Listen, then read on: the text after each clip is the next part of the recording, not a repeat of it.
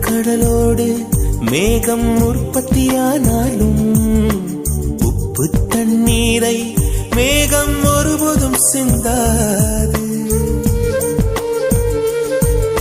மலையில் விழுந்தாலும் சூரியன் மரித்து போவதில்லை. நிலவு கூலியூட்டி தன்னை நீட்டித்துக் கொள்கிறதே. மேகமாய் நானும் மாறேனோ, அதன் மேன்மை குணங்கள் காண்பேனோ.